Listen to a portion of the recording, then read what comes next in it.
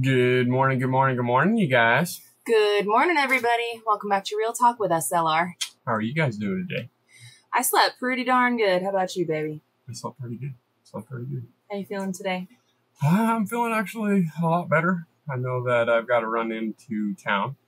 I know you did the town run yesterday, but you loaded that car up right now tomorrow, so there was no way I could have gotten what I needed to get in town and whatnot. No, I took Tiny. You're going to definitely need to take Biggie. I might just take Tiny because all I'm getting is feet.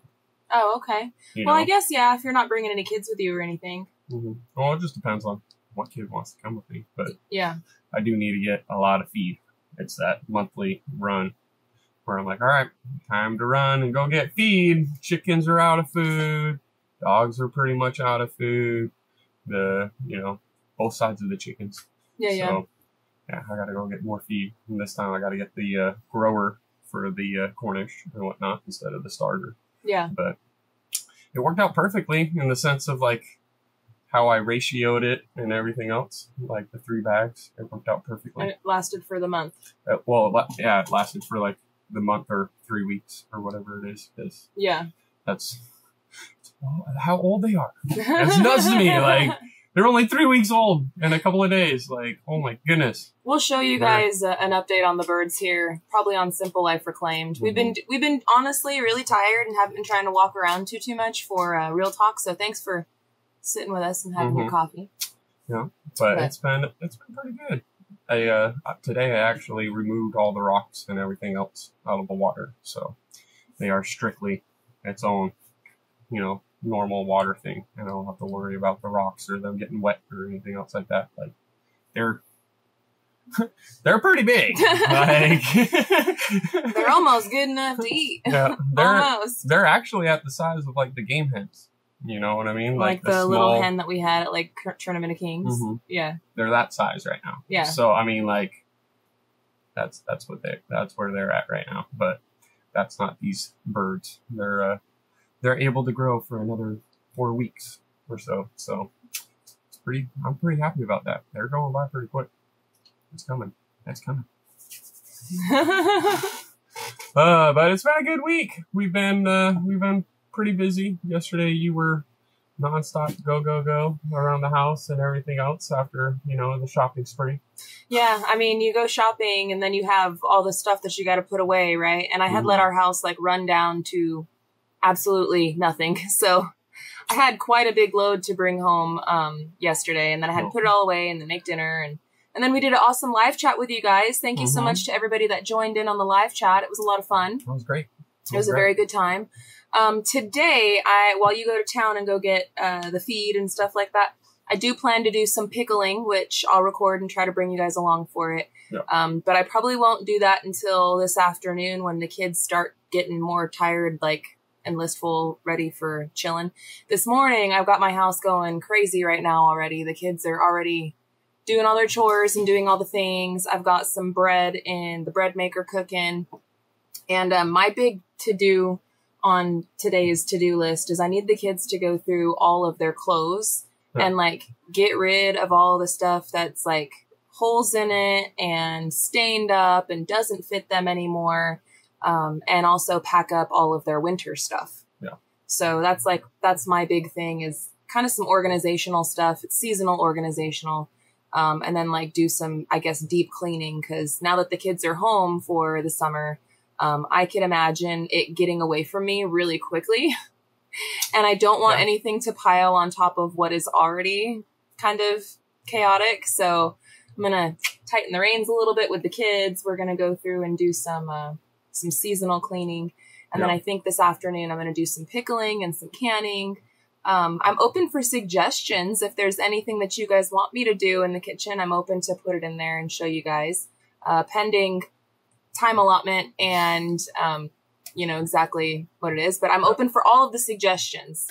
So if you guys want anything, drop down in the comment section. Otherwise, I'm definitely going to be bringing you guys along for, the garden harvest that I got and doing the pickling of the radishes with the carrots and onions and jalapeno. Should be really good. Should be very, very good. It's going to be really good. Yeah, I'm looking forward to it too. I do enjoy canning, and I do enjoy preserving the food and making different things like batch cooking, which is another thing that I was thinking I might want to do just to make it easy for the kids for this summer. I've got some of those, they're left over, but I have some of those sausage patties. Okay. And I got some eggs. I was thinking of making like some breakfast Sammies and like throwing them in the freezer. So yeah, the kids are hungry for breakfast. It doesn't have to be the same old oatmeal or cereal. That'd be good. That'd be good. And it won't take too long, but I do enjoy batch cooking. It's been kind of, since we've moved out here in Arkansas, I haven't been doing as much of it as I used to when I lived in Arizona. Mm-hmm. And the main reason is because we first lived in the trailer and storage was a big issue. We only had that small refrigerator and then the really tiny freezer in the trailer. And, eventually we started getting better things. Like we had the deep freezer and then we got the big stand-up freezer. But then we stuffed it full of pig from Robertson's Belly Acres. So storage has been kind of like an issue. But now that we live in the basement, I have much more storage. And I also have a little bit like a nicer space to do it in and more time. And so it's gonna be good. I'm going to get back to it. That's going to be nice. Yeah. That's going to be really, really nice. Yeah. But yeah, as soon as I get home and I unload everything. Yeah. So I'm gonna have to get a lot of feed. It's amazing on how much feed those chickens go through. I might throw a camera at you if you're down for it. So and we'll split, because I have some recording from the other day when I was working in the garden and Gary was doing some mowing and stuff, but it's not a full and complete video. It's when I edit all the footage down, it's probably only like 10 minutes. Yep. So I think that we'll do some recording today. But if you're down, I'll throw a camera at you. Okay. And then you can give everybody like an update about what's going on with those animals down there. Yeah. Show them off and everything. Because I know it's awesome hanging out with Gary. Gary's so fun. I just do what I do. I roll with it. Well, you're definitely the star of the show, babe. Well, today's going to be a good day, though. Yes. We're going to be able to get a lot going. And if I can get it going my way, and if I can keep on rolling today, I mean, it is getting pretty late, but I'm hoping that I can get like the food run done during the hotter point of the day. Mm-hmm. You know what I mean? That way you're not really, you're in the AC. I'm in the AC a little bit the whole time. Don't blame you. No, I'm trying to think about it, right? Yeah. The storms, if it doesn't storm, then there is some things that I can do. Like it rained pretty good this morning. Yeah. Like when I woke up at like 5:45, and I've already been moving and shaking. I already cleaned the bathroom. I did the dishes, started some laundry, got some bread going, got some of the animals inside fed. Oh, I know. Took care of the cats, got the kids on a task. So, yeah. But it was raining like all throughout all of that. No. So, and it is cleared up right this moment. So, no. But it's still on the agenda all week. Still on the agenda. Yeah, we'll see what happens and what blows in. Yeah, a lot of these storms are just popping up. They're not on the radar, and then all of a sudden they are on the radar. Mm-hmm. You know, like so. Who knows what's going on and what's going to be coming? But as of right now, the radar is clear. So I'm hoping that I can go get all that stuff done, come back, and continue on. Like I want to get the watering system set up for the baby chicks down there. One, that takes off a lot of task. You know, we already have to feed them daily because, man, do they eat. Well, if you put just like free range food down there for them, they will overeat. They will overeat, and it's the feeding schedule that I'm trying to stay on is 12 on and 12 off. You know, and try to give them enough food for them to eat for 12 hours, you know, and then by 12 hours, it's all gone, you know, and then from there, they're drinking water and scratching and moving around, you know. Yeah. So that's what they say, at least, to try to do. And, yeah, I'm trying to stick to it as much as possible and every which way. And it's a lot. It is a lot more than, you know, what one would anticipate. Well, we've never had this many baby chicks at one time, so this is a brand new adventure for us. As you know, we've processed meat birds many times, but this will be our biggest process. Yeah.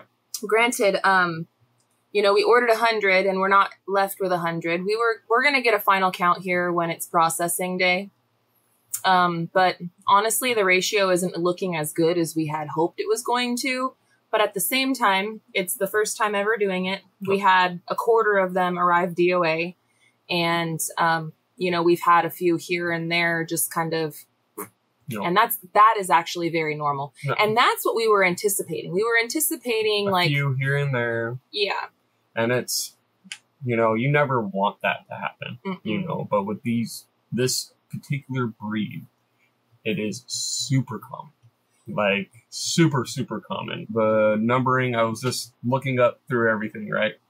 And a lot of the, it's unfortunate, but a lot of the numbering itself, if you get them all right, you bring them all home and everything, the normal that you would lose is about 20% just on your own, you know, and then you'd go say for like, the red ones that run out, the Rangers that, you know, those you lose about 9% in the sense of it. So, I mean, that is a huge number difference. And a lot of it is for the fact that it is a GMO bird. Yeah, and you know what? It's not, you know, it's not a bird that you can just like naturally produce.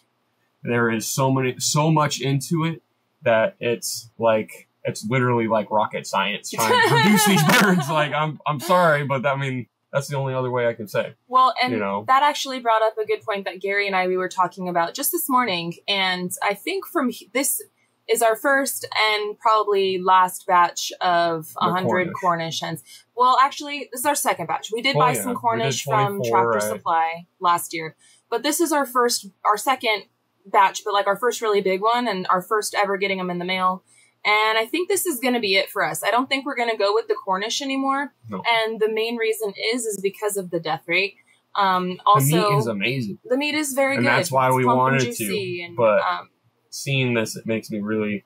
feels bad. We feel bad about it. Like, honestly, we feel bad about it. Plus, we want to be able to, like, regenerate it ourselves. And so we have some really great birds inside our pecker palace right now. And I know that we're getting fertilized eggs. I want to get a really nice incubator. And I think that we're going to incubate some of those birds and then dispatch them about 4 months. But I really want to find a natural broiler meat bird itself. Well, so the Rangers, I want to say I want to do some more research into it. We could start with the birds that we have. Yes. And the birds that we have in our flock right now, they're like dual purpose birds. Yep. They are... Excuse me, I got like heartburn. They're dual purpose, so they are meat birds, but they're also egg layers. That being said, they will take a little bit longer to finish growing out. A lot longer. Let's be real. A lot longer because you are true. It's double the time because it's roughly 6 months to. No, you want to do it around 4. You want to, but if you want the full production of the meat bird, it's about 6 months. Yeah, but then when you account in how much more money you're spending on feeding them for another 2 months, it doesn't make sense to grow them out for those additional 2 months for an extra half a pound per bird. Correct. You are correct. Like, no, yes, but what I'm saying, like months. In the weight wise, right? Yeah, if you want them to be at their full weight potential. Yeah. 6 months. But like I said, if you want to get your most money's worth, you do it around 4 months because that's almost like as big as they're possibly going to get. And then you're not having, because you have to spend so much money on the feed for the extra 2 months of growth. And the weight doesn't really make up the difference for the cost that you're going to spend on the feed. So there is a cost analysis of how you want to go about it. And that's partly why we like the Cornish is because their butcher time is normally from 7 to 8 weeks, is what they say. Some go try to push it longer, but I think the longer you push, the more natural just heart failures you're going to end up having. Like, I think the most that you can get a Cornish to live is like 12 weeks. I've heard of them living 16 weeks, but that's like a rarity, man. That is a rarity. You must have barely been feeding them. I've heard of it, though. I've heard of it too, but most people will butcher between, like right around 10 weeks is the sweet spot because you're getting them nice and plump and it's right before they start really having problems with the heart failure. If you're butchering between 10 and 12 weeks for the Cornish, that's the perfect timing. So and for those that think, oh no, I don't think that it's heart failure. I just, whatever else. And you're being skeptimistic. Or whatever. A skeptic on whatever we're saying. You're so cute. Whatever, right? Whatever. I'm still hard. Early. Words are hard. Exactly. It's okay. But anyway, all right. If you're being a skeptic on what we're saying and you're like, no, that's not blah, blah, blah. The butchering of them, because we butchered multiple different types of chickens. Mm-hmm. The organs out of normal chickens are a lot bigger versus the Cornish. Mm-hmm. The Cornish, they are extremely small to where it's like, what in the world? And I've noticed a slightly different color too. Yep. And the bones are smaller and everything else is smaller and a lot brittle. And it's just, they are a bird strictly GMO. They're a different bird. But that is one thing that we want to try to get away from, is because it's a GMO bird. Yeah, and we don't really want to. We want to be eating. I want to get away from all the less GMO and all that stuff. As we gain knowledge about stuff, then we change accordingly, right? We're just everyday normal people, lived in the big city, and we're learning as we go. So as we learn about things, then we start changing things. Mm-hmm. Now we can only get so radical, right? Because of life and the way that our systems and our governments and our societies are set up. You can only get so freaking radical without going to the complete extreme where, like you're living in a cave. No. So, I mean, we're trying our hardest to bring it back down to the hunter-gathering, society aspect. We're trying, but there's certain things too. Like, I love the internet. I love hanging out with you guys. That's not hunter-gatherer. No, exactly. It's kind of an oxymoron in some ways, like with our job career choice, and then trying to go back to like super simple ways. But it's like that fine line we're trying to. So that's where I'm getting into. Is we live in the technological era. Mm-hmm. This is a technological society. So doing this online is pretty normal in the sense of what the society is today. Mm-hmm. We grew up in the industrial society when we were growing up as kids. And right when technology started coming, but right after 2000, we hit the technological era. We grew up in a really interesting time because not only do we have very distinct, clear memories of our childhood being very unplugged and very little screen time, being outside, come home when the street light turns on. You have to call and know people's phone numbers, talk to their mom before you can actually get them on the phone, or even forget the phone, just show up to people's door and knock on it and say, hey, can little Susie come out to play? I would even say it's probably closer to 2010 for the technological era, but I don't know. I was just saying, like, I would disagree. I would completely disagree with that. I think that you hit it on the head first time. It was in 2000 because the internet. Well, yes, the internet. But I was saying we grew up in a time where we distinctly remember that, and that's what our younger years were like. But then somewhere along the line, like our tweens, our teenage years, the internet became a thing. And once the internet became a thing, and the video games and stuff, our friends really kind of stopped wanting to go outside so much. And I look back on it and I wonder, because of the age that we are and when technology and society started to shift, I wonder if it was because of our age and naturally when you become like a tween and a teenager, you kind of leave behind like some of the childish ways, or if it was really influenced by the technology. Now, I wondered that for a long time until I got to be about the age that I am now. And you see these little or younger kids, right? And they have the technology and screens and stuff in front of them since birth, right? Well, that's what they know. That's how they play. That's how they interact. And so there isn't that shift. A lot of it, that's what it is going forward. Kids don't understand, dial-up speeds of internet. No. Bringing all that nasty noise. I think is like imprinted in our brains. Everybody's brains that was on that time. You call somebody's phone and you hear the busy signal and you're like, oh, they must be on the internet. And then what do? And the person on the internet's like, dang it, somebody's calling me. Why? Yeah, they get booted off. I used to call my friends, and if I heard the busy signal, I was like, oh, they're on the internet. So then I would hop on the internet and then I would find them on Yahoo Messenger or AOL Instant Messenger and then start chatting with them or whatever. And the era of, two phone lines, even though two phone lines was probably more so popular in the 80s, for teenagers to have their own phone line Yes. in their room, Yes. right? Yes. But like, I feel like hey, that was popular in my time too, and that was 90s. No, I know. Well, 90s, yes, but I feel like it was more so in the 80s during that time. Like, that's what the second hotline was until the internet came, and then the parents were like, yeah, no, you're not getting that. That's going to my internet. And Speaking of hotlines, I remember actually calling and talking to people on the party line, and that was in Las Vegas. They had a party line. And that's what it was called. And essentially it was a way for teenagers and people to call and talk to people and say, hey, we're going to go to this spot. You want to come and meet up? And it was before the internet, but it was a way to get the word out that like this band is playing at this location or this rave is going on at this underground location, etc. And that's how I used to go out so much when I was. I don't know. We'll stop that conversation there because it got wild, but I remember the party line. I'm sure a lot of you guys probably remember it too. It was fun. Man. Yeah, I know. Yeah. But it's crazy when you sit there and you think about it and you look at it, because it's like I said, the industrial era, it's pretty much dead now. You know, it's now all we're in the technological era. in the technological era where it's, you know, I mean, there's still, you know, factories going on. There's still other stuff like that going on. But how are you buying these products?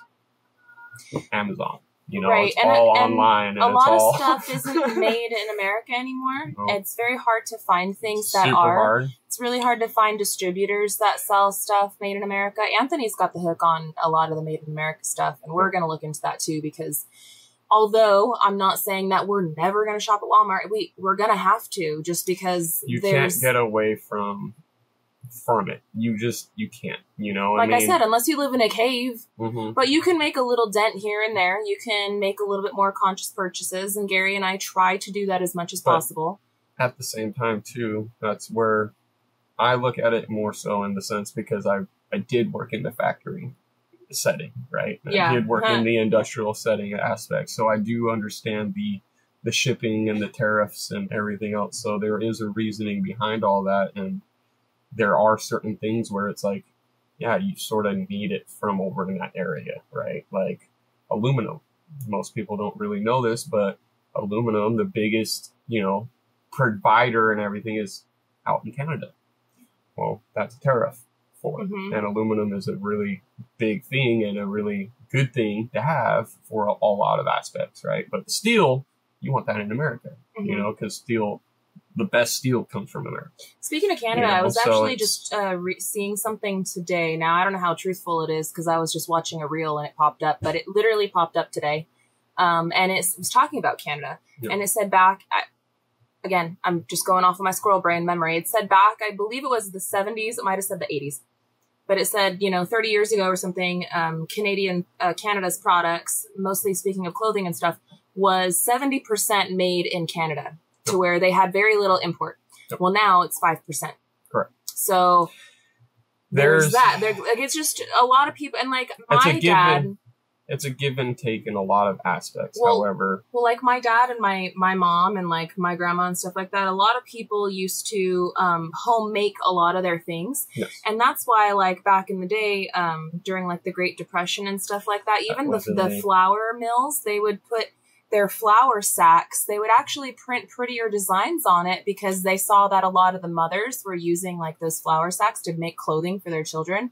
So to do like a kind gesture. And a lot of that was being done during the hunter-gatherer era. Hunter-gatherer. That was like the turn of the century. They had cars. They had phones. I understand that, but that was during the change of the hunter-gatherer. That was the turn of the century and like, yeah. So the people that were living in that time frame. Yeah.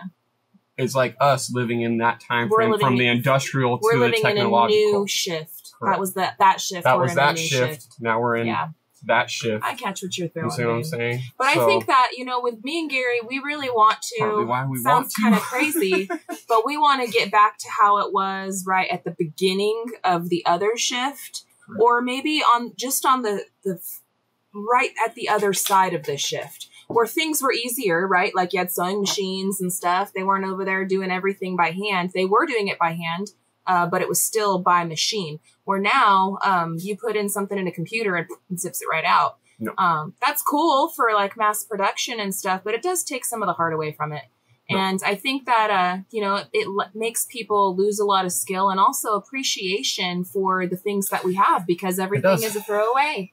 Everything's throwaway society, throwaway everything. That was the industrial era. Yeah. You don't like it, buy another one. Yeah. You now know? we have these feelings, right? But again, we live in the generation that we live in, and so we can make changes and strive to do better each and every day, and we do. But we are still living in the time that we're living in. So no. I love computers, and I love the advancements, and I love everything that it's been able to provide for humanity. But I also, you know, I can see the dark side as well. And so we're living on that line where we don't want to teeter over the edge. We want to get back to some of those simpler things, gain those life skills. It makes you feel really good when you craft something out of nothing. No. And I don't know, like, and when you provide for yourself, when you're providing your own food, when you're providing your own clothing and your own energy and stuff like that, it makes you feel very good. Correct. You know, to be self-sustainable. So yes. Anyhow, that's our soapbox of the day. Yes. We're going to get rolling. I got to go out there and handle those kids. Keep them on task. I'm going to try to get the house organized today. I will throw you a GoPro and I will do some stuff here in the kitchen today. And hopefully tomorrow I'll be able to edit something out for you guys and put it out on Simple Life Reclaimed. We'll see what we can get up to. But yeah, I want to find, I've been so tired, guys, and I've been so busy. I feel like sometimes I lose my creative spark. Yeah. You know, and I don't feel like I've lost it, but I definitely feel like I've been bringing you guys along, but in a different kind of a way than I like to. I like to be a little bit more artistic and a little bit more creative with that kind of stuff, you know, but it's not a bad thing. It's just anyway, I don't even know why I said that, but I'm working on it. Guys. I love you guys. Well, I don't know where you're going. I know. I don't know where I'm going with it either. I guess I'm just going with, I'm happy that we're taking this downtime to refresh, yes. regroup, yes. reorganize, get back to our new, I guess, normal now that the kids are home, this new season, right? Yep. And all the changes that are coming to it. And I'm looking forward to that, to be able to express myself in different ways. So, yeah. Anyway. I love you guys. Thank you so much for hanging out with us.